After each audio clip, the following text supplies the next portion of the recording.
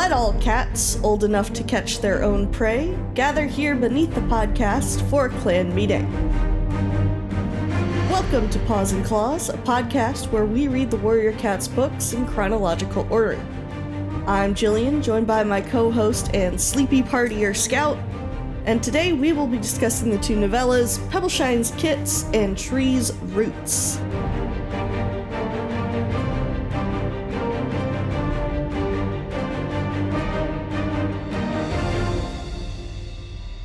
Scout, how are you today? I'm good. I'm eepy. You know, I went out last night. I socialized, and that means she went to a rager. I went to a rager that got was completely smashed. I had one sip of champagne. Whoa, you're crazy, girl. Crazy, dude. I don't know how they can even let me out of the house. Somebody better lock her down. She's going wild out here. I'm gonna get in trouble. Anyways, now I will be taking Mad lad. I will be taking my mandated 2 months to recover from socializing at a party. Of course. Thank you, everybody. How about you? How have you been, my friend? Oh, I've been all right. Just been, living life. We had a friend come visit last week. We went to the local kids science museum. That sounds so fun. Oh, it's even more fun because they have adult nights. Let's go! So, yeah. So they have once a month, they do an adult night with a theme, and basically it's like from 6:30 to like 9:30 or whatever, and they have live music, they have drinks, they have like these little events that you can do, and you also just get free reign to like go around and do the activities at the science center, which is like without children around, which is super fun because hell yeah, we were just kind of goofing around all night. It was a lot of fun. Let's go. The theme was it was ink night, so they had henna and spray, like airbrush tattoos, and somebody was doing face painting. That was the temp tattoo thing. Yes, and we got to make our own temporary tattoos that did not last very long. Temporary. They were made with ink, like fabric, like marker ink on tracing paper. So they were not very long lasting. However, it was a lot of fun. And then we went to there was a restaurant across the way that was doing like, you show your ticket and you get like a discount. Oh, I had nice. this incredible Caesar salad. I love a really good Caesar salad, honestly. Yeah, but so that was fun. That sounds so fun. I really enjoyed it. I'm so excited to do like the next time. I've been telling people like, when you come visit, try and make sure it's the second Saturday of the month so we can go do this event at the museum, because it is a lot of fun. What they have, like this outdoor area where the floor is bouncy. Like not trampoline bouncy, but like kind of like a little bouncy, and it's very fun. That sounds really fun. And they've got slides and a rock climbing wall and all sorts of stuff. It's a very cool place, and you don't have to deal with children, so it was really nice. That's delightful. I love to be I love to be able to be given the chance to engage in something in a childish way, but also be able to do it without children.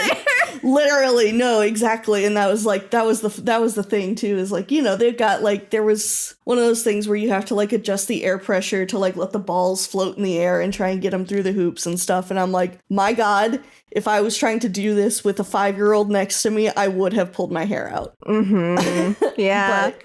Children deserve their spaces, but I don't always want to share them. Which is why I'm glad something like this exists. Exactly. Yeah, so it was a lot of fun. I had a really good time, and it was a good time. I also, as our DMs showed, I did start watching Hunter x Hunter. Yeah! I was so excited. We have not watched any more this week because we like front loaded like I think the first half of the show. Yeah, you front load. You guys made it all the way through York New City. That is a lot in like a couple of days. Well, so here's the thing. We are all a bunch of homebodies, and we also were like, we were gonna go to the aquarium science center zoo combination thing on Monday, but it was like 87 degrees. And we were like, let's not. Too warm. But yes, we're all very much, Eric and I are very much enjoying it. I'm so happy that you're enjoying it. This weekend was crunch time on some stuff, and I have been having computer issues, so it was... I'm so sorry about the computer. I have no idea what's going on anymore. I'm shaking my head at your damn computer. But yes, we started watching that. It's very fun. I've also started watching Apothecary Diaries. Oh, I've heard good things about that one. Oh my God, Scout, you would love it. All right, it's I have to so put good. it. I feel like you would just immediately adore the main character. She is perfect. They look cute. They are. It's so good. So yes, I had been seeing a lot of like things about it on TikTok. Like I saw a lot of people posting about it on TikTok, and like some of my like mutuals on Blue Sky who are like super into like whatever is new on anime were like, oh yeah, I've been really enjoying this. I'm like, all right, I'll give it a shot. And I've actually been watching it in the dub because I watch it while I'm working, and the dub is quite nice, actually. Hell yeah. And it's very good. So I definitely think, Scout, you would enjoy it. I think. Hell yeah. I think it's got just the right amount of sauce. Did you ever watch Oran when you were younger? I watched some Oran when I was younger, but I was never like an Oran head. Right. I just was curious if you had seen it. I have seen it. Oran High School Host Club. I had a friend. I had like my cool, a few years older anime friend, as every like 13 to 15-year-old does. Naturally. Everybody had one. Everybody had one. And if you didn't, you were that person. Exactly. and then you pass your knowledge on to the next generation, et cetera, et cetera. And they were really into Oran. And so through them, I osmosed some information. Gotcha. They were also really, you know what they were really into was Axel and Roxas as a ship from Kingdom Hearts. Fuck yes. One of my friends, one of my mutuals who was also like, oh my God, you just started Hunter x Hunter, I need to know all of your opinions, is also very into Axel and Roxas. Incredible. Love to know that Akuroku's still alive and well out in the fucking world. She's like she's like, once I have time, do you want to help me mod an Akuroku zine? And I'm like, yes. Let's go. I'm like, I don't necessarily like have any skin in the game for this shit, but like I am 100% here for you. That's so good. I love that. Yeah, it was a good time. Good time. All right, Apothecary Diaries, adding it to my list, and I will watch it. This is my pledge to the world. You. I'm doing it on the podcast because I need to be insane about it with somebody. Okay, I will be here to be so you could be insane with me. I love be insane together. That way I can be insane about Hunter x Hunter in your DMs, and you can be insane about Apothecary Diaries in mine. Perfect. And thus the Ouroboros continues. And thus it does. I also am getting closer to my reread of Witch Hut Atelier because I need to... I have to finish one of the 2 book series that I'm working on right now before I can go back and reread. I'm pledging to myself I either have to finish Scum Villain or Berserk. Like one of the other. Because I finally picked Berserk back up last night. Oh, man, things are rough. It's rough in there. It's rough in that one. It's rough in there. Fucking hard out there for Guts Berserk. Yeah, Mr. Guts Berserk. They don't call him the struggler for nothing. They don't. That book didn't lie. He do struggle. This man do be struggling. Oh boy. But yeah, let's talk about how the praise running. I feel like we kind of went into it already without necessarily any sort of actual transition. But. Our natural progression here. But speaking of books, tell me about your event that you went to. It was so fun. Yes, I went to the graphic novel release event at my local Barnes & Noble. I was bummed they did not have the hardcover. But I picked up the softcover anyway. Maybe one day I'll get the hardcover. I just really like the cover that's under the sleeve. I just think that art is gorgeous. Oh yeah. But I did get the paperback version. It was a lot of fun. Cool. Apparently they did one at that Barnes & Noble last year, but I never saw it advertised. So so you didn't know. It turns out I went to the one in the other town like for nothing, apparently. But Damn. it was fine. I hung out with some cool folks. There was a woman there who sat next to me, and she had brought her very young son, and she had mentioned that she had been reading the Warrior books to him since before he could read. And I'm like, wow, we're starting him off real strong. That's it. That's yeah, considering how much we've talked about how fucking violent these books are. Incredible. Yeah, I love this. I'm stoked. I'm just like, hell yeah, queen. Let's go. But yeah, I met some cool folks, chatted with some people, and I won the raffle again. Let's go! So they actually had 2 different prizes. The first prize was like a physical prize pack, and the other one was to get your name entered into a nationwide contest for your Warrior OC to be drawn by an official artist. I don't know who. I don't know if it's James Barry or if it's one of the graphic novel artists or what. I would assume one of the graphic novel artists. I think James Barry is retired now, but I mean, I suppose he might still be doing I know some he stuff. still does commissions and stuff. Like I've seen a lot of True, he does do commissions, yeah. His art that way. But I was like, I'm gonna take the win where I get it right now.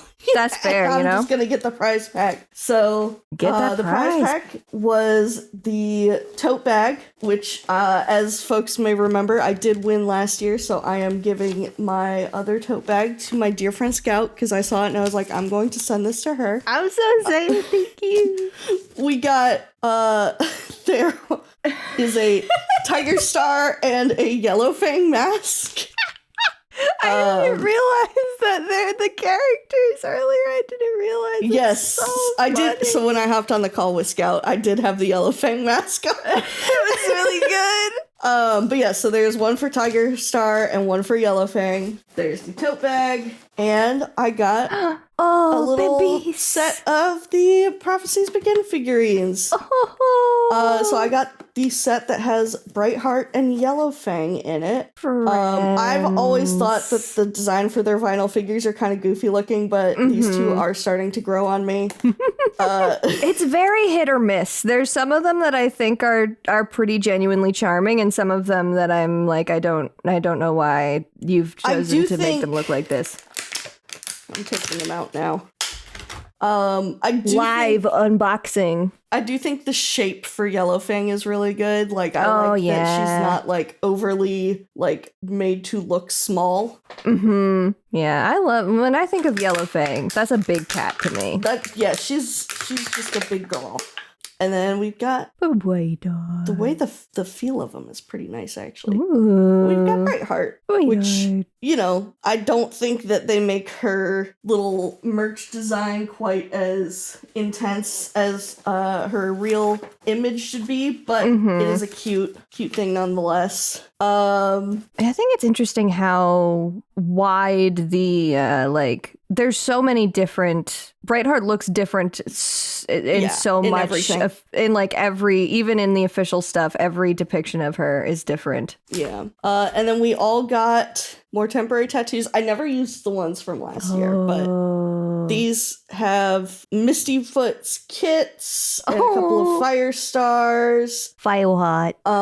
There's a couple of really cute little cloud paw ones in there. It's very precious. And then we had like a lot of activity sheets. Last time it was really just the crossword and the trivia. But we had like 6 activity sheets. Wow, hell yeah. So we did a Mad Libs, which was very fun. So we got to do it on our own, and then everybody got to submit one of their words for the group Mad Lib, which was very fun. That's really fun. They had a quick little discover your own warrior name with the first letter of your first name and the month you were born. You know, that kind of usual stuff. What did you get?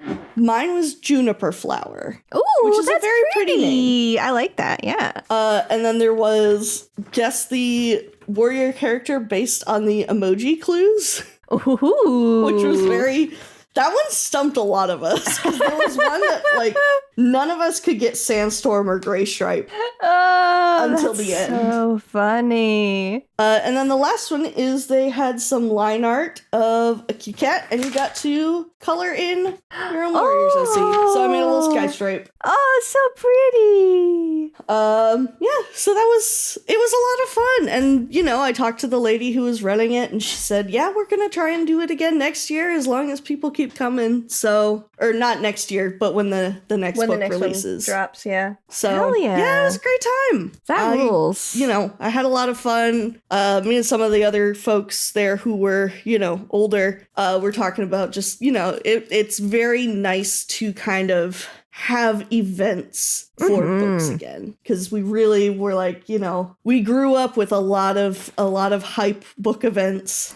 And it's just nice to have that continue. Yeah. I feel as though like physicality of merchandise and media is sort of coming back into fashion, or at least I like to think it is, but I feel as though it is coming back a little bit. And we love physical media here. We love to hold a thing in our hands, and we love to go to a little event and do things with other human beings. So absolutely. I'm so glad. We had a couple folks in the Discord that also said that they went to theirs in their own neck of the woods too, which was great. I'm so happy to see folks participating, and that these events have been popping off like this. It's awesome. Yeah, it's been great. I'm really glad to have seen, like, everybody talk about, like, most people seem to have a lot of fun at them. I mean, it seems like it varies based on your location or Barnes & Noble specifically, like what kind of prizes or activities they have. But overall, it seems like, you know, things are, they're starting to step it up a notch. And I've really enjoyed that. It's awesome. You want to talk about these covers? Yeah, I have one relevant cover and one cover that that I missed in a previous episode that I wanted to touch on. So the relevant cover, we have a great image of Pebbleshine for the simplified Chinese edition of this particular novella collection. These two novellas are both in the same collection that had Mothwing's Secret in it. Those three were bundled together in one thing called A Warrior's Spirit. And this is a great image of Pebbleshine. Which is an odd choice for this collection of novellas, I will just say. I think Mothwing being here is so funny to me because Tree and Pebbleshine both make sense in that, like, there's ways that their stories end up interacting, and we even see, like, there's a crossover in these two novellas, but then Mothwing feels so separate, and I'm racking my brain trying to remember if there is, like, a thematic through line in A Vision of Shadows that we're going to see that, like, will tie Mothwing in with these, or if it just sort of happened to be what happened. I think it's just happenstance, because I feel like they kind of just toss the most recent ones together. Yeah. But this cover is Pebbleshine on the road with some autumn leaves kind of flittering around, which I thought was, I don't know if it's intentional, but it's a nice tie-in with a lot of the leaf imagery that we had in Hawkwing's Journey. And a monster, a car is bearing down on her. It's not pleasant. It's a like, sad it's a beautiful image, yeah, but it's not a good one. Like, it's very much like, oh God, she's about to die. We know what happens in that scene. So it's very pretty, but kind of a crazy one to choose, like a crazy moment to depict. Yeah. But backlit by the headlights, like, it really is a cool image. And then the one that I missed before is the Taiwanese edition of this novella collection. And it is, like, just a really cool depiction of the scene of Mothwing seeing Dark Forest Hawkfrost from the Mothwing novella. It really looks like his dad there. He does look like his dad there. He looks like Tiger Star. It has very it has an 80s anime kind of feeling to me. There's something about the color, the way that the cell shading is done with like just a little bit of softness in it. The designs of the cats feel of a piece with the shapes used in anime of the time. The background feels like that. You know, it's got these cool blues. And like there's these weird fucked up looking trees back there that I really like that look like coral. They kind of look like thorn tendrils too. Yeah. Like brambles. We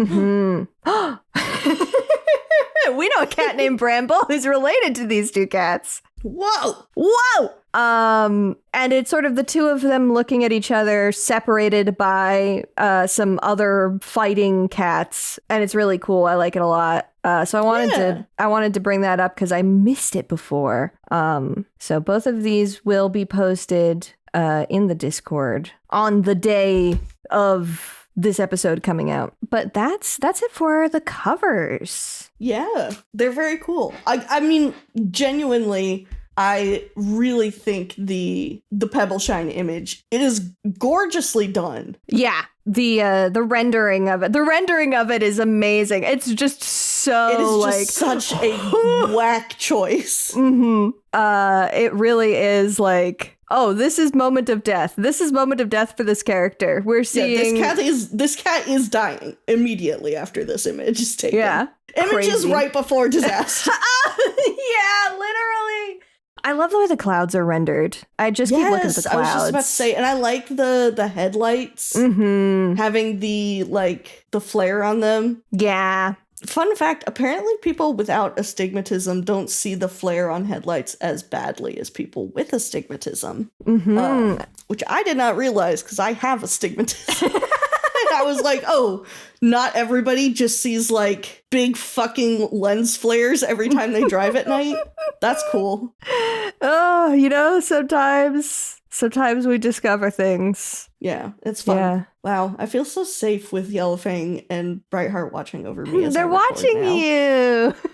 They're up there with my other little anime figures that I have to find places for. Adore that. They're just hanging out. They're ready for you to tell them a story. Yeah, why don't I tell them a story? Yeah, tell them a story. Tell me a story. Tell us about these novellas. Pebbleshine's Kits picks up in the midst of SkyClan's search for the lake when Pebbleshine and the others find a truck with the cages full of chickens. She tries to kill one and bring it back to the clan, hoping to provide some good food along the way, but ends up getting stuck on the vehicle and driven far from her clan. She begins her journey to seek out her lost clanmates, meeting an assortment of other cats along the way, as well as one friendly dog. Despite the kindness of these other cats, Pebbleshine is adamant that her kits be born into a clan and continues her journey. As she's about to reach the lake and therefore the other clans, her two kits arrive. One morning, while out hunting to provide for her new family, a badger approaches the den she's made for her kits. Seeking to pull the creature away from them, she races towards the Thunder Path, where she is hit by a car and killed.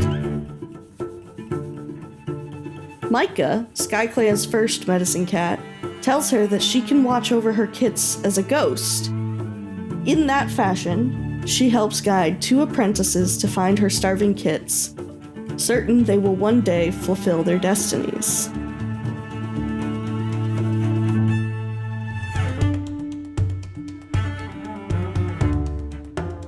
Tree's Roots introduces us to a young Tom named Earth, who lives in a small group of cats known as the Sisters.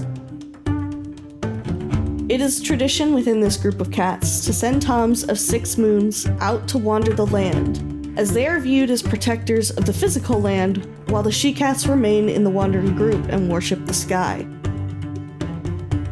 These cats possess the ability to see and speak with spirits, though Earth has trouble accessing this ability. When his time comes to wander, he fears he won't survive on his own, and tries following the sisters before realizing it would be best not to push his luck. He meets a cat named Root, who's familiar with the sisters, and soon enough, the two discover that Root is Earth's father. Root offers to train Earth in order to give him a better chance before going off on his own, and Earth decides to cut his ties with the sisters and rename himself Tree. Unfortunately, as the pair have finally begun to grow closer, the two are attacked by a fox, and Root dies from his wounds. Returning to his journey, Tree meets Pebbleshine, and the pair travel together a bit, with Tree learning a little more about how a clan functions. One night, he's awoken by the ghost of his father warning him of an imminent fox attack, and he manages to get himself and Pebbleshine to safety. She offers for him to come with her to join Sky Clan, but he declines. Later, he speaks again with the ghost of Root, who promises to be by his side as he continues to explore the world.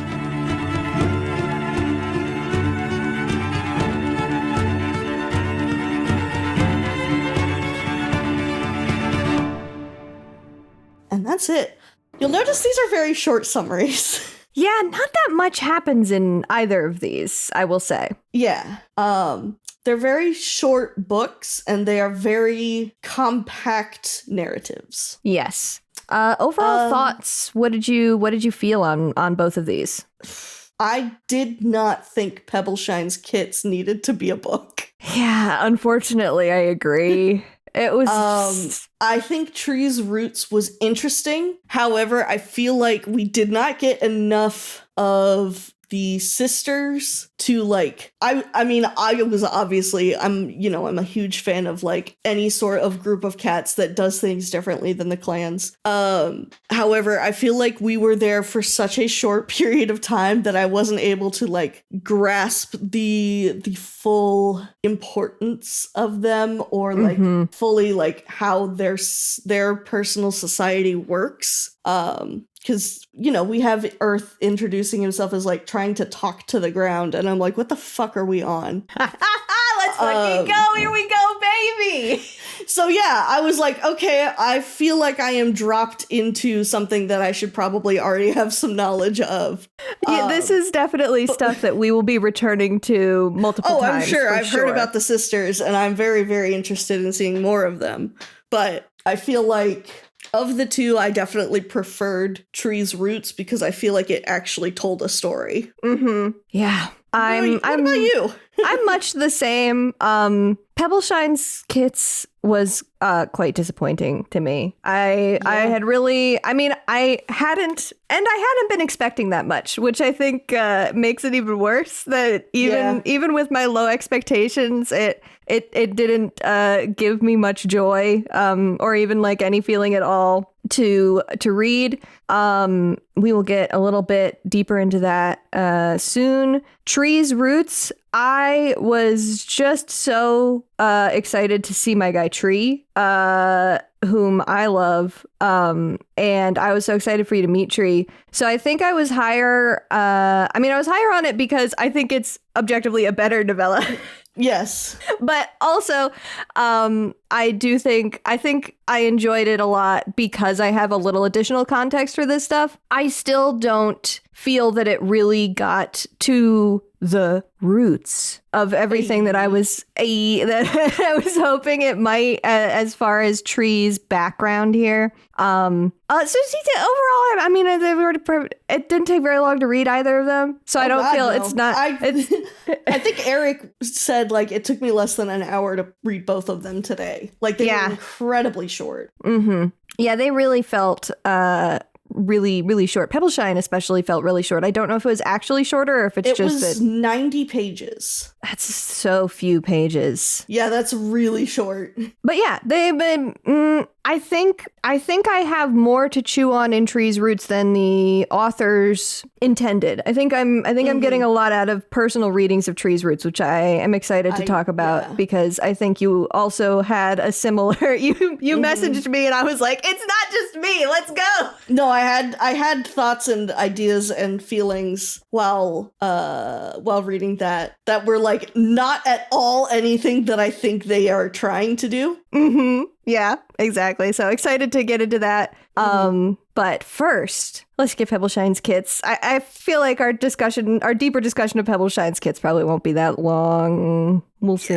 Let me see if I marked any pieces in there. While you're looking, I will say one thing that I did like about this was there was a lot of really fun business when it came to house cats, two legs, other animals. I really, really liked Bug and Bunny, which I'm wondering if that's a Bugs Bunny joke. I don't know if it actually is. It probably was.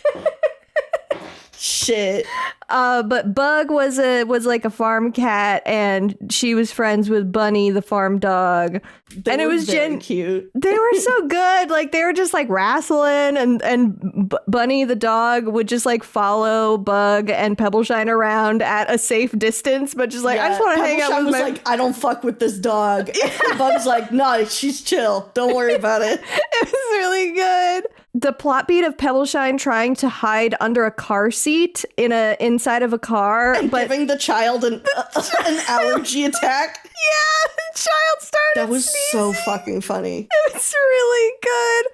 Really love the phrase "medicine two leg." I thought that was great. Those were some of my highlights. Did you find anything in your notes? I didn't have highlights so much as I had like moments that I picked out that I was like, now what the fuck are we doing here? Okay, interesting. Let's go. The first one was her dreaming about Hawkwing and the rest of the clan, like coming to tell her like, you need to keep going. I'm like, girl, that's not how this shit works. This is not how a Star Clan, like, it's not a Star Clan dream. It's not, but it's treated like one because Hawkwing's over here like, our kids have important destinies. You have to keep calm. Yeah. Walk to the setting sun. And I'm like, he's still alive. Like... It's so weird. This should not be happening. It was such an odd decision, especially because, like, I don't think that is shown in Hawkwing's journey at all. So it is, like, very clearly her imagination. There's a lot of stuff in this novella that is simply inexplicable. Was this one written after Tree's Roots? I don't know. They were or came out. They came out the same day. They were published the same day. They were published in the same novella collection. Yeah, the collection is not like they've bundled three together and re-released them. The novella collections are. They all came out on the same day. Yeah. I thought some of them were bundled together and re-released, but maybe I think some might be, but these ones that are newer, like Warrior's Spirit and the one that Redtail's Debt and Spotted Leaf's Heart are in were. Gotcha. I think. Okay. I think. Because that was my question, because the other thing that I thought was weird was there's a moment where she's like, oh, she met a strange cat named Tree, and he chased off a fox with her. Mm-hmm. And I'm like, it's the first thing they teach you is show, not tell.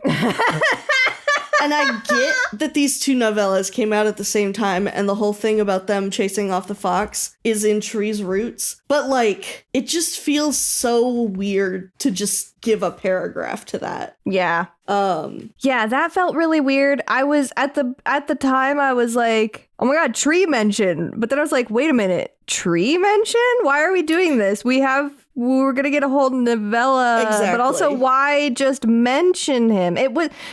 Yeah. It so hard. And that just kind of adds to my, like, this book did not need to be written. Mm-hmm. It didn't really give us any new information. Mm-hmm. This ties into my next note, which is what I wrote, which Jill laughed at before we started the episode proper, was what wasn't so pog about this one.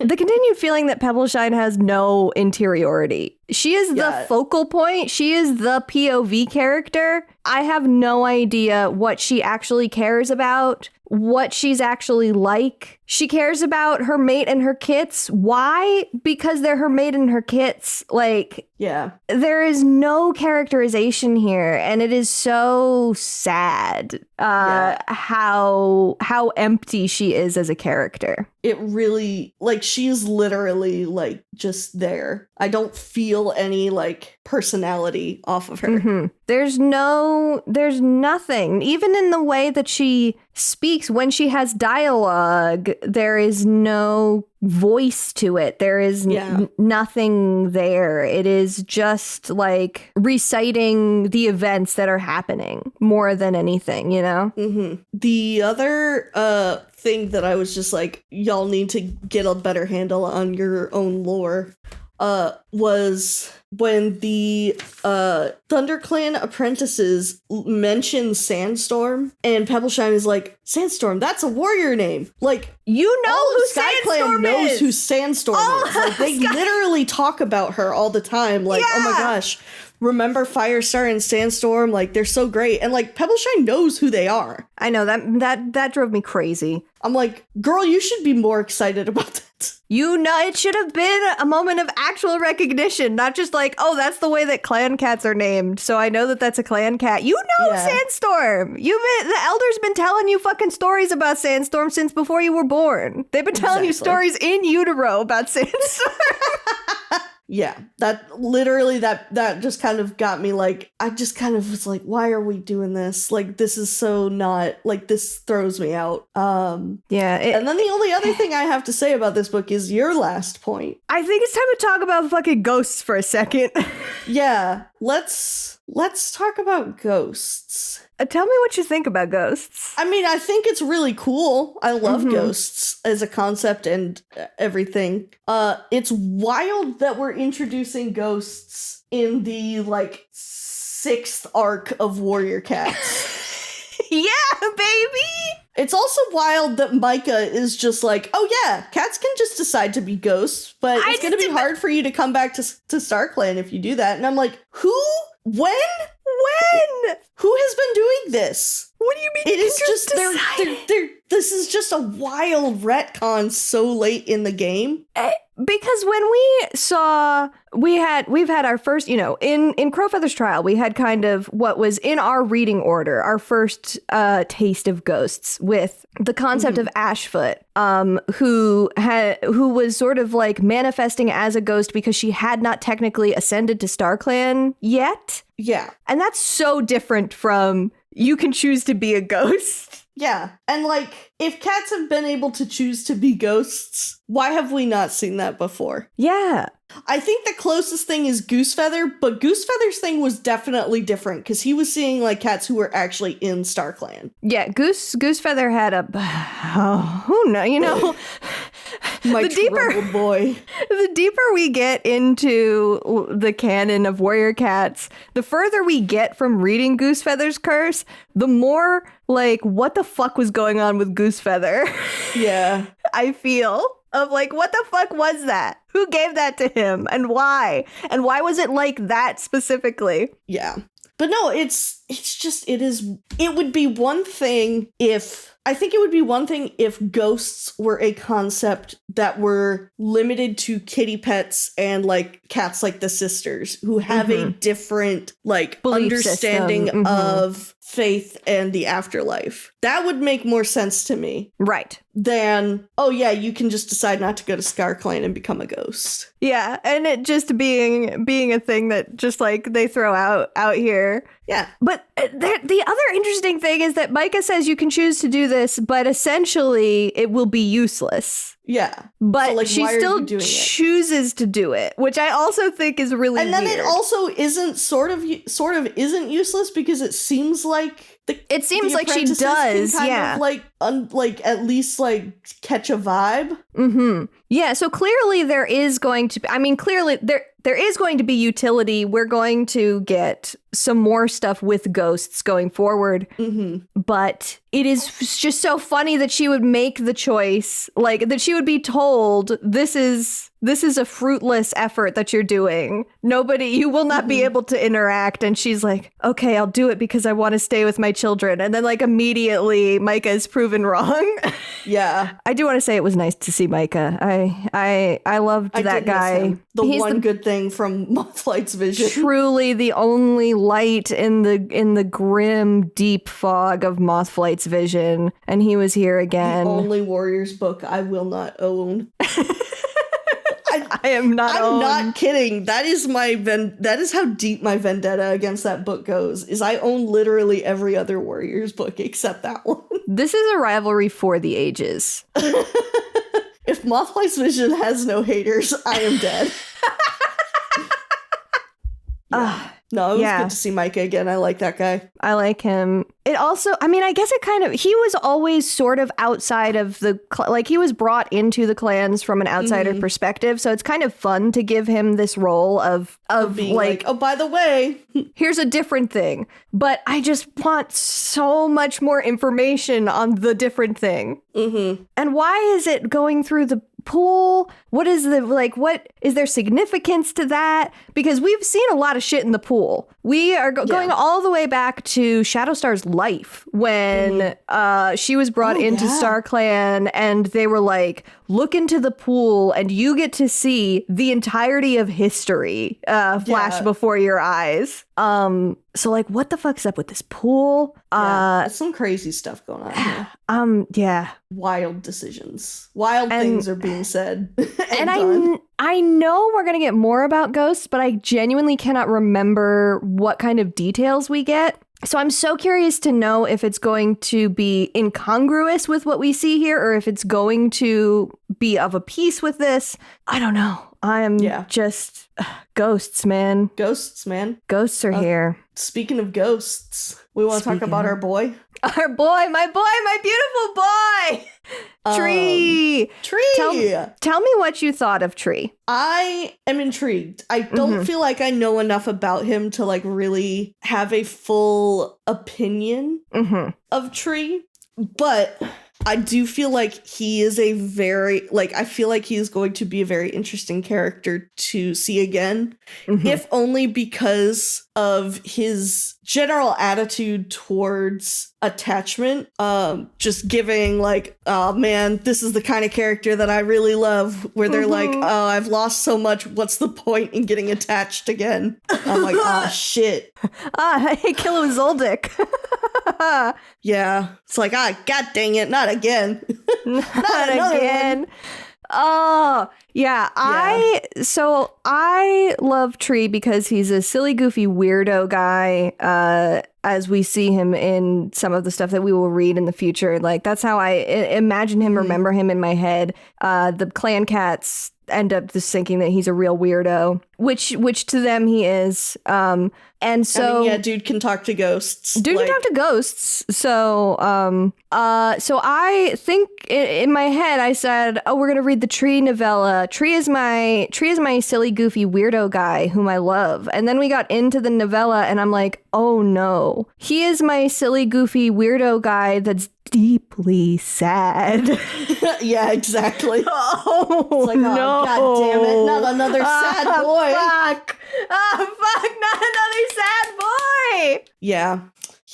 I really am so fucking intrigued and fascinated by the way the sisters work. Yes. I am obsessed. Yes. I need more. I need to know how their belief system originated. Like, I need to know how they came about, like, all of these, because it is so different from everything else we've seen. Yeah. Truly, like, really different. They are genuinely, like, the fact that they were like, yes, male cats have to go because they are destined to die for the earth. Yeah. And I'm like, hey, what the fuck are we talking about? There's a lot of nature stuff happening here. There is really a lot of like druidic stuff, I think. Yes. And the way that their names are done too, where the tomcats all have like very earthy names. Like, there's, a couple of the sisters have like more physical names, but like their fucking leader is called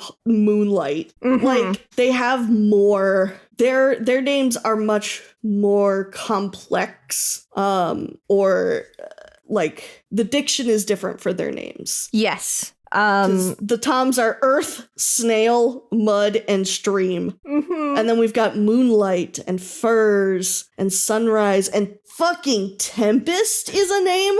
What the fuck? I fucking love that shit. Yeah, it's That's good. great. I'm also obsessed with how they're all giant women. Yeah.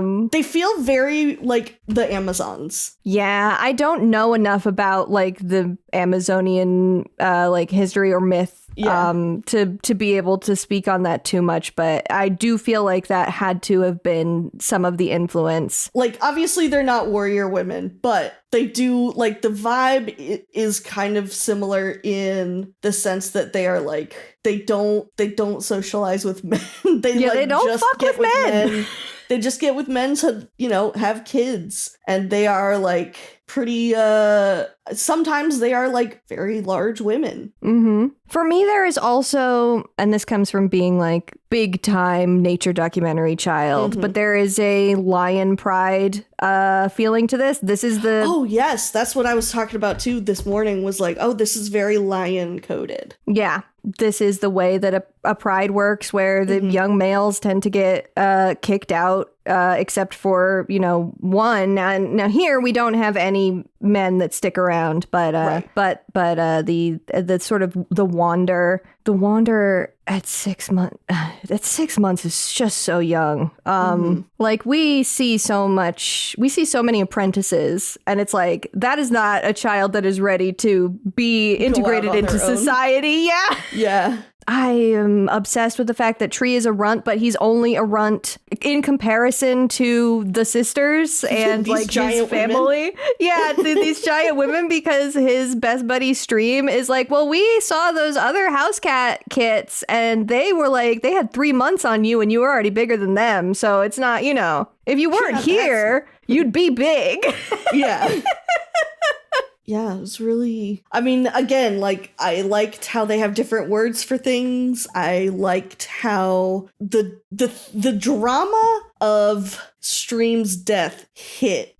Specifically for me, because it was very much like... Because Stream wasn't the only one who died. And Stream's death is not as... It's not shown as important to the sisters. It's not treated. Yeah, it's not treated. It's not treated the same. And it was like, whoa, okay, now this hits a lot better, because it's like, oh my god, here he is, like, he straight up asks his mom, he's like, would you grieve me if I died? And she's like, well, yeah, of course, but like, you're gonna be gone, so I won't know when you die. And it's very rough. It's fucked up. I'm so fascinated by like the gender stuff that they are doing here with the sisters. I don't know that I feel smart enough or well informed enough to be able to be like, is this... I don't think they're trying to make a statement with it. I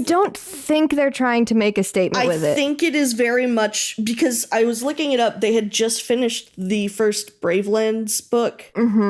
After this, which did have like lions and stuff in it. So I feel like there was probably some like, I feel like it feels more inspired by like the Amazons and the way lion prides work.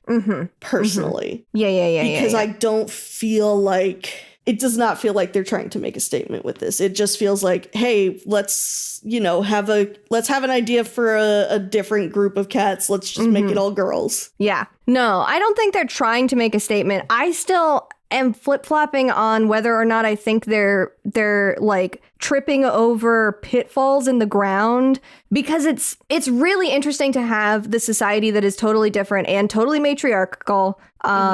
But also there's a lot of stuff in here where a lot of their customs seem inherently unfair. And so like is tying in like a weird, like sometimes sort of survival of the fittest, like deeply sort of tied in like a highly gendered, but like, you know, I don't have the right words for it, but like, is this, does it still come off being like these fucking women? Women be shopping. I don't think it's anything that they're doing purposefully, but it's a weird line to walk, I think, where it's like we are trying to explore what a society run by women looks like, but also we're seeing a society run like that is run by women, and then you're seeing, you know, power dynamics, the difference in power dynamics. But does it come on? I don't know. And I don't know. I think we need to see more of it. And I agree. And like I said, I don't know that I am well read enough on like the deep historical politics of gender to say anything too like clarifying or have a particular opinion on it, but it was something that I was thinking about and so wanted to bring up briefly. Sure. But going back briefly to other words, I love two-paw place instead of two-leg place. Everkit for house cats, I think, is great. They're just little babies. They're just little babies. They're just always your babies. And I do really like, even in this novella, I feel like no matter what kind of swings they're taking, the swings that they're taking feel more thought out than a lot of the swings they have taken with the tribe, for example. Yes. We've talked a lot about how the thing that ends up happening with the tribe is that you try and look under the surface of the tribe, and there isn't really like a detailed kind of worldview there for the tribe cats. Here, these cats have a very specific worldview that is clear to us and is really intriguing and interesting to read about. I agree. And I think that's the thing that separates the sisters for me so far from depictions of the tribe as far as like other groups of cats. Yeah, for sure. It makes me curious to see what they do with, because I know Riverstar's Home came out while we've been recording. And I know the like Cats of the Park, I think, are featured very strongly in there. Yeah. So it makes me curious to see like how that goes as well, because we know that they also had some very different like customs. Remember when we saw like River Ripple's history? That was great. That was great. I love that man. I love him. Can't wait to go back to him. Yeah, excited to get to that eventually. I wanted to talk about the death of Stream again. Go a little deeper into it. Really, that whole scene was like arresting for me. Oh God, yeah. The death of Stream, the way that they used the lightning flashes to be like the only thing that Tree could navigate by or Earth could navigate by through all of that. I really loved when he finds Stream. I feel like that was an incredibly visceral moment for such like, it was like 3 lines, but it is so very like, it's very intense. It's really intense. Section. The way he has to like scrabble and crawl and cling his way up this really steep hill to get to him. There is a line that I can't remember the specifics of, but it is about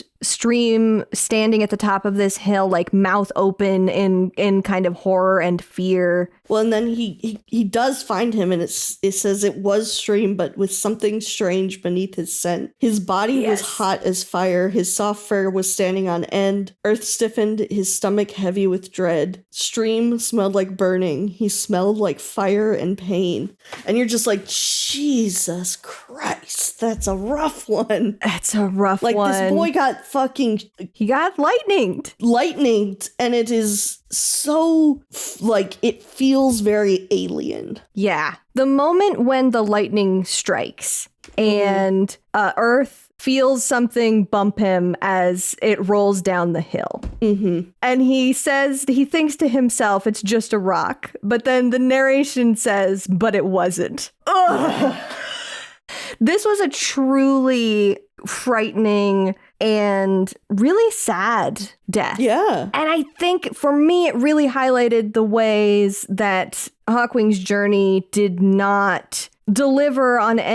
do any kind of legwork to deliver on a relationship between Hawkpaw and Duskpaw to make Hawkpaw's grief over losing his brother have any real like emotional weight to it in the way that I wanted, because this was just a little novella and I felt so much more that I understood the dynamic, the connection, the love between Earth and Stream. Absolutely. Than I ever did about Hawkpaw and Duskpaw in Hawkwing's journey. So it's hard. It's frustrating because we can see that they can do it. Right. But I'm glad that this was. I'm just so sad that Tree lost Stream here.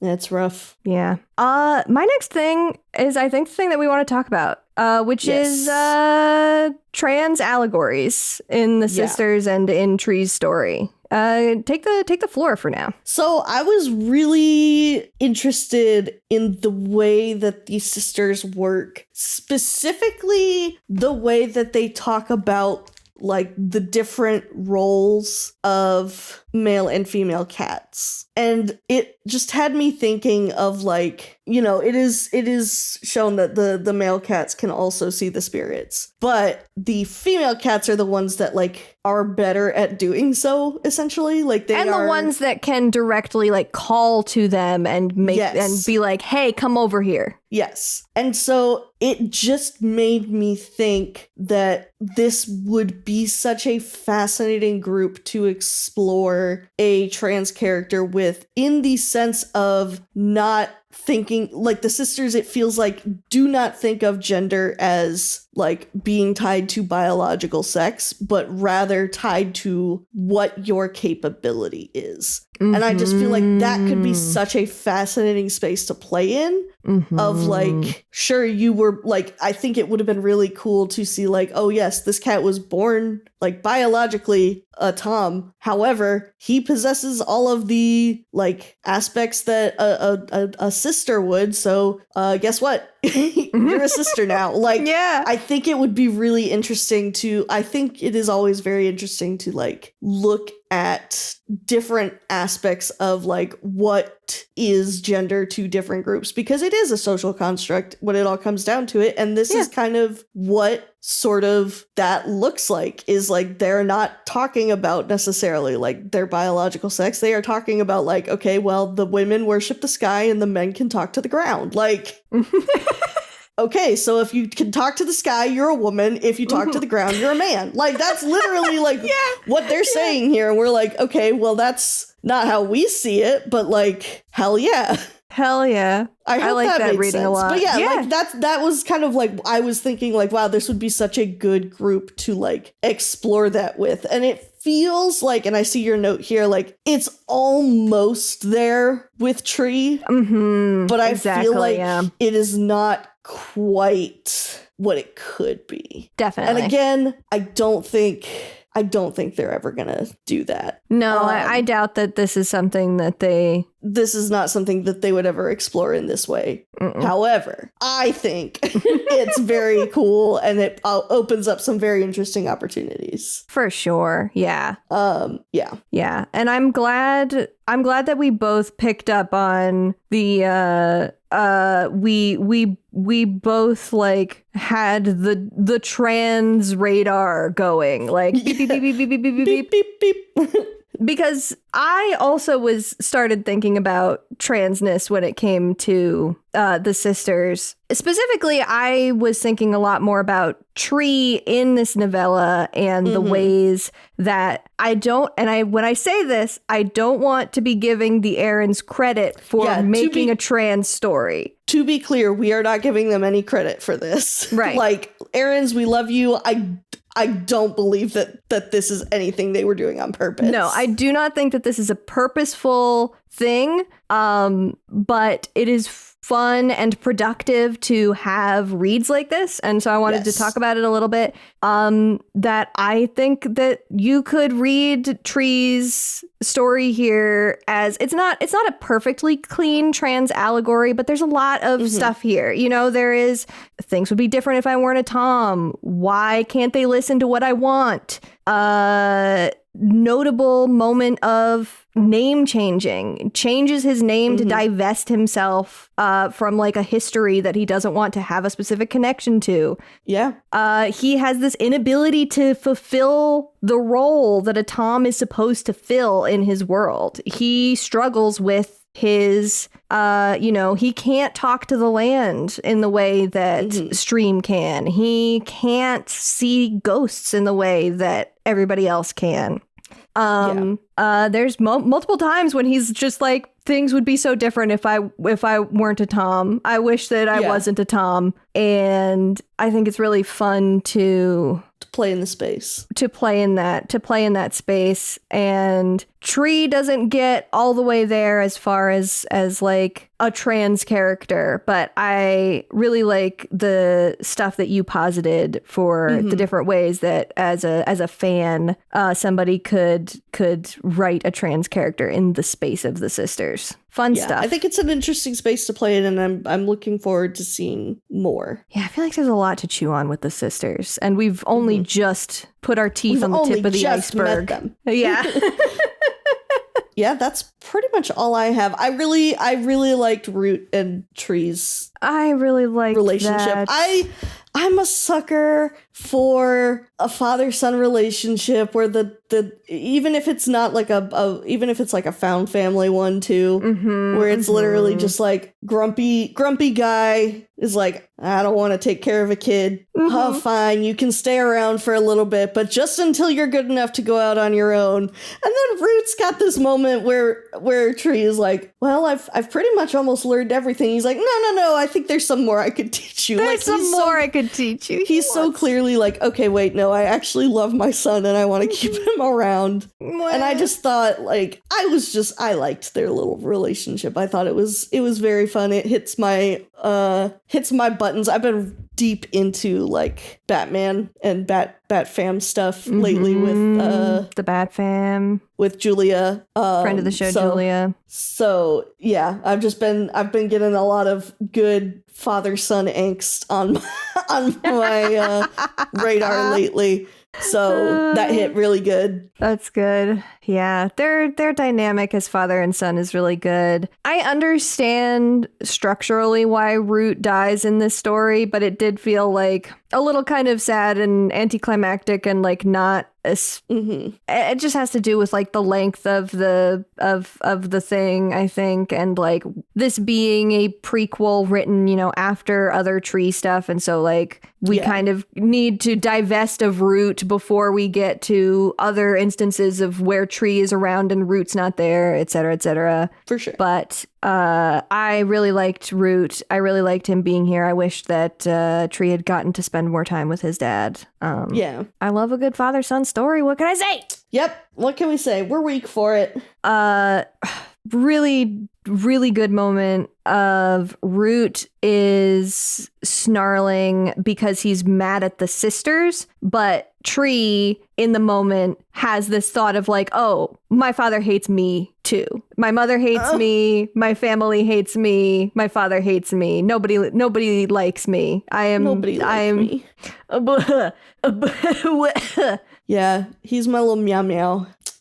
Anything else for this one before we move? I think we pretty much covered my vibes on it. I'm just looking forward to seeing more of him and the sisters. I'm really interested to find out more about all of that. Yeah, I'm interested too, because I definitely feel like between like I haven't read all of the supplemental stuff. Like I know that the sisters show up very prominently in a super edition that I haven't read. So between all that and just like forgetting things about the last time that I read A Vision of Shadows, it was 5 years ago now. I can't believe that. Jeez, that's crazy. It's crazy. Or no, I'm sorry. It wasn't quite 5 years ago. It was like six. No, it was 4. Sorry, excuse me. I did my math backwards. It was 4.5 years ago, I think. That's close enough. But still, yeah, I'm excited. I'm so excited. I'm hyped to get into A Vision of Shadows. I'm so excited to get more into this, to get more into this whole part of the canon things. This is where things start getting fucking weird. And I'm excited. Nice. Why don't you take us to the Erin Corner? I will. It's just gonna be a quick little dip in because I found zilch on author sharing comments. Tons is gonna be pretty quick dip too. No author comments on either of these. Worth noting that Clarissa Hutton was here. She wrote Tree's Roots. Cherith Baldry is the one that wrote Pebbleshine's Kits. Cherith Baldry, not often on the novella team. I think that this was it had been a couple. This was 2020. It was 2020, so it had been a little while since Vicky had left. It had been like 3 years, but I still feel like maybe they were sort of trying to figure out exactly what to do about the novellas, because it used to be that Victoria Holmes was the lead on the novellas for the most part.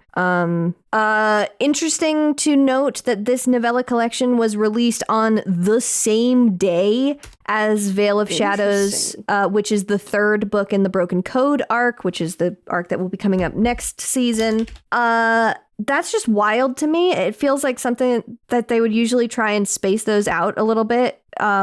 I mean, just by way of sales, like I feel as though you're going to the store to pick up a Warrior Cats book. Yeah. You don't necessarily want to drop the money on two Warrior Cats books on the same day. Two of them the same day, and you're probably going to pick up the one that's in the middle of the series that you're reading. Yeah. So I was just wondering, this was released in April of 2020. So I wonder if the pandemic had anything to do with it. That would have been pretty early on in the pandemic, and so I would assume most of this writing would have been done pre-pandemic. But I don't know. I don't know what was going on in the publishing, like what was going on with publishing, what was going on with like supply chains. Like maybe this was supposed to come out earlier and then it ended up having to be delayed because of supply chain issues. That's very possible, honestly. And so then it ended up getting pushed to this date. I don't know. Publishing is interesting. It is. Often looking through the window, what's going on in there?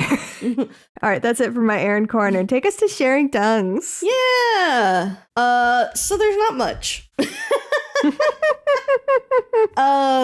Pebbleshine's kits, there was mostly just a lot of really adorable designs for all of the kitty pets that she meets. Oh. And similarly for Tree's Roots on Tumblr, not a lot except some really cool big fluffy girls for the sisters. Yay. Including one about the story that Moonlight tells Tree about why the Toms can't stay. And that's because there was a really bad snowstorm. And like, well, that's not the reason they don't stay, but that's like the story that she tells of like, well, here's what happened one time. Yeah, one time we let a boy stay longer than 6 months and there was bad weather. Got fucked. Yeah. Yeah. So no, it's the specific quote was, she apparently let a stinky boy stay too long and his cooties fucked up the weather. His cooties fucked it up. Yeah. That's really funny. So that was fun. But yeah, not much on either of them, honestly. And obviously trying to search Tree is not going to give me shit on tumblr.gov. That's so fair. This was very fair. On AO3, Pebbleshine's kits isn't even a tag option. Oof. Usually they at least have story space, whatever the novella is. Like, I've been able to do that for every other novella. Damn. Yeah. Tree's Roots only has one, and Tree is tagged in 42 fics. I know he's important later, so I didn't really look into. That's fair. Yeah, you don't want to spoil yourself on future Tree content. And I couldn't really figure out a way to see if I could find a tag for the sisters at all. Yeah, it might be like on an individual character by character basis. I don't know. Yeah, I think it's gonna end up being that. Yeah, because I'm just, well, here, Control F is a thing. Yeah, no, I'm not seeing anything. Good effort. Yeah, so not a ton on there. Storygraph looked at the reviews. Pebbleshine's kits, shockingly high in my opinion. 3.87 stars out of 38 reviews. That is pretty high for what I felt was a pretty nothing. A pretty novella. mid book. Yeah. One review was slow, but okay. I guess it's slow. It's just that she moves around a lot. It's just that nothing happens. Somebody else, I never really fully understood how Pebbleshine got taken away on the monster in Hawkwing's journey, and I'm still confused, honestly. I'm not sure if she was on the roof of the car, then surely there should have been more wind. I think what she was on is like a truck. Yeah, I always figured she was stuck like in a pickup. In a pickup truck bed, yeah. Yeah, with like a bunch of cages of chickens. Chickens. Yeah, that's and she couldn't because she couldn't get over the lip. It definitely seemed like that was the vibe for me. But I do agree that sometimes the descriptions of the two-leg things can become so like abstracted out from what they actually are that I just completely lose the plot and don't know what's happening. Yeah, exactly. I'm like, I have no idea what you're talking about. This one, Pebbleshine was given no actual personality other than mother, and I want to return to my clan, please. Mm-hmm. Watching her turn down chance after chance to have her kittens safely and survive doesn't make her seem dedicated or desperate, just kind of dumb. She knows there are cats in Sky Clan who didn't grow up in a clan, so why can't her kids have a healthy and protected start, but learn about clan life so they're super psyched about going back someday? Damn, that's a really good point. I hadn't even because it's so nothing. Like I hadn't even taken the time to like think about it on a slightly deeper level and be like, oh yeah. Because like she even specifically says that Milo and Olive would make really good daylight warriors. Yeah, she says that at least twice. Yeah, and I'm like, okay, yeah, girl, because she did, and then in the end, she doesn't get to have him in the fucking clan anyway. She's got to have him in an underpass. Which is also because of stuff that we'll see in the next book. Yeah, I'm very interested. Next one. Also, the book was like 3 chapters too long. The shed trap alone was just fodder, and like, yes, there's a lot of contrivances to like keep preventing her from finding her way, and it's like, all right, what are we doing here? How was it somehow too long and too short? Like, yes. It's because it was just nothing. I mean, truly, nothing. it did They're not. Giving nothing. Here's the thing. It just didn't feel like a story that needed to be told. Yeah. Like, honestly saying like, oh yeah, Pebbleshine got, like separated from Sky Clan, but she made it to the lake eventually, but died right after having her kits and they were found. Like, that's the summation of it. Yeah. That's one sentence. Mm-hmm. Yeah. Tree's Roots got slightly better reviews, 4.1 out of 38 reviews. It's funny it's the same number of reviews. Oh, yeah, maybe because it's the same book. Yeah. According to a lot of the reviewers, this version of Tree is inconsistent with their interpretation of his later portrayals, so I'm interested to see if that holds up. Yeah, I'm interested too, because that is something that I noticed, but I kind of chalked it up to him being a lot younger. And this being like, young Tree, Tree before and I'm exactly like, I'm wondering if that is part of it. But since I have not met him yet, I figured it would be good to bring up as like, let's keep this in mind going forward, see if that's accurate. The only other one that I put for Tree's Roots that cracked me up was just the review was 4 stars, dead dad. I have a vision in my head of this particular Storygraph reviewer, which is that they only read books with dead dads in them. Yeah. And the only thing that they mention in the review is that there's dead dad. I love that. This is what I envision for this particular reader. I like it. I did find on Blue Sky someone who was kind of like live tweeting almost, or like live blogging their reading experience, not like play by play, but like just in general. And for Pebbleshine's kits, they said sweet, but kind of pointless. Skipping over her meeting Tree is kind of disappointing. I hope we actually see that in Tree's Roots next up, which they do. Yeah. And then they said banger of Tree's Roots was a banger for having a very rare good lesson for children for once. And I'm struggling to find what that lesson is. I guess the lesson is don't internalize parental neglect. I don't know. Yes. I have no idea. I'm not sure what the lesson is. Yeah, I'm kind of struggling here too. What their idea is there. But you know what? If they think there was a good lesson in there, sure. Maybe there is, and I just am not seeing it. There is there's a lot of listen to authority figures in Warrior Cats, and Trees Roots felt like a little bit like authority figures aren't always shit. Yeah. So that could kind of be what they're talking about, but could not tell you specifically. Could not tell you. But yeah, other than that, like there was nothing on YouTube. There was really nothing on Reddit except the usual, should I read this novella?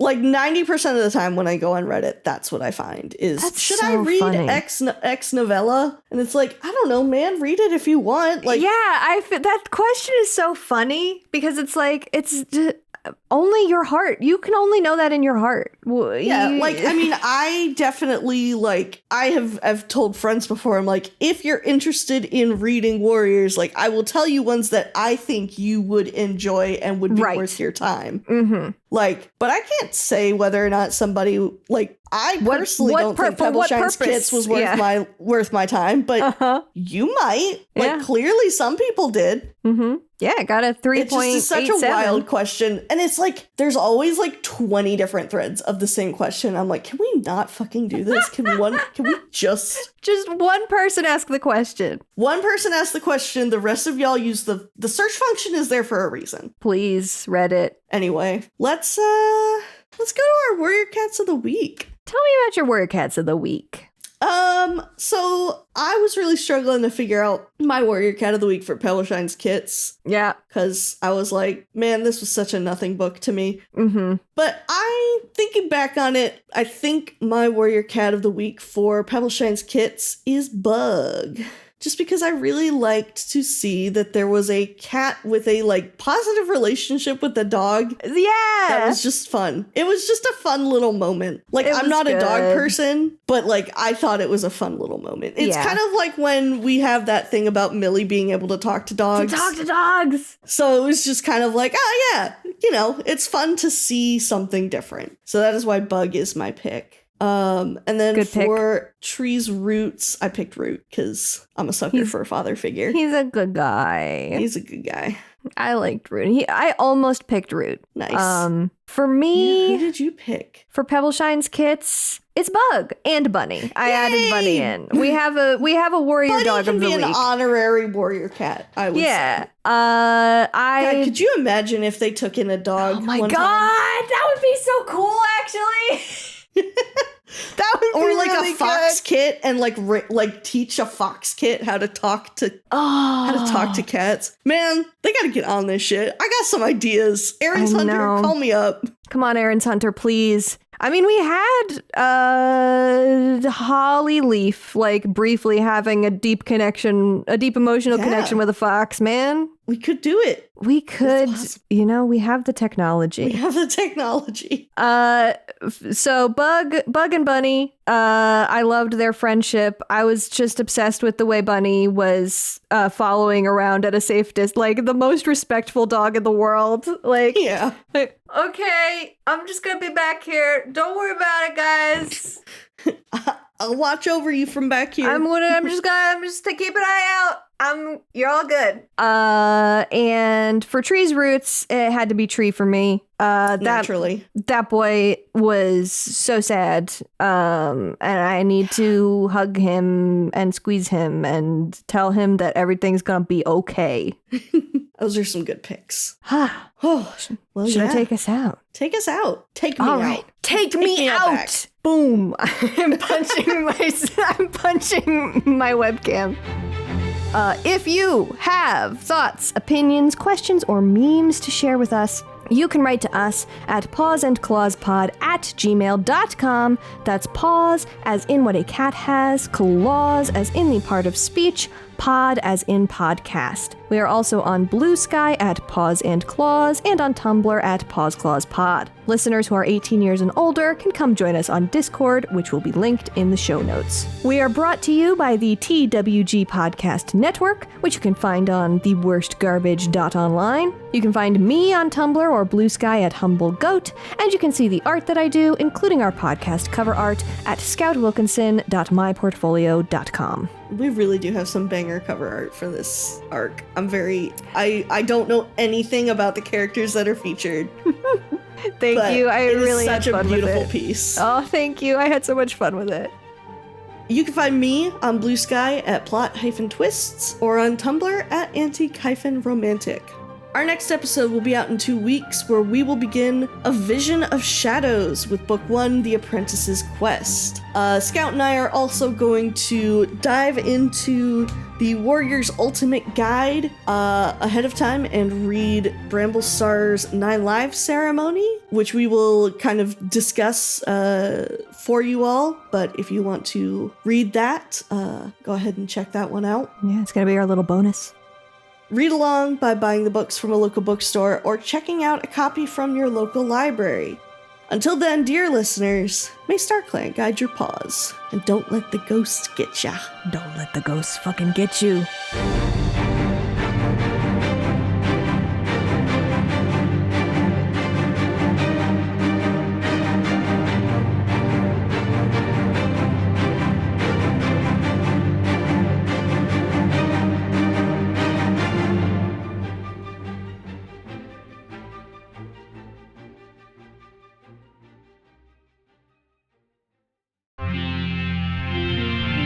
TWG, the worst garbage, online.